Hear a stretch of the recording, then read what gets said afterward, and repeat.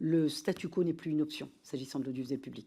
Il faut qu'il se restructure, il se réorganise. S'il veut rester solide et ne pas s'affaiblir, il faut qu'une réforme de fond et structurelle soit mise en œuvre. L'État ne peut pas à chaque fois recapitaliser sans avoir vérifié les objectifs, pourquoi on le fait, pourquoi on est arrivé à un tel déficit. Ça, c'est une réalité. Et donc, l'État prendra ses responsabilités et peut opérer une réduction du capital de l'entreprise. Ça, c'est aussi une réalité.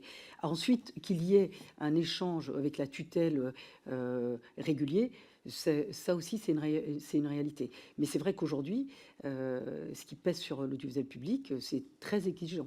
C'est une réalité.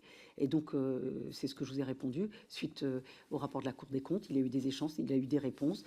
Les dirigeants vous ont répondu ici. Et donc, il y a désormais, on ne peut pas rester... Enfin, je reprends les conclusions de la mission de Laurence Bloch.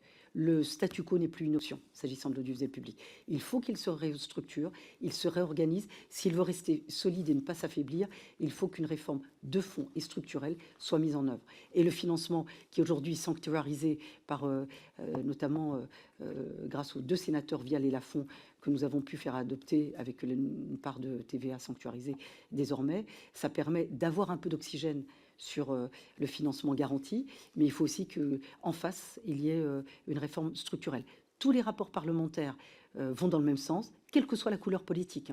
Il y a eu des rapports parlementaires depuis 10 ans, toutes tendances politiques confondues, y compris des rapports de la Cour des comptes, des rapports financiers, des rapports administratifs. Tout le monde va dans le même sens, qu'il y a un impératif de réforme structurelle et d'organisation à mener. Merci pour votre réponse.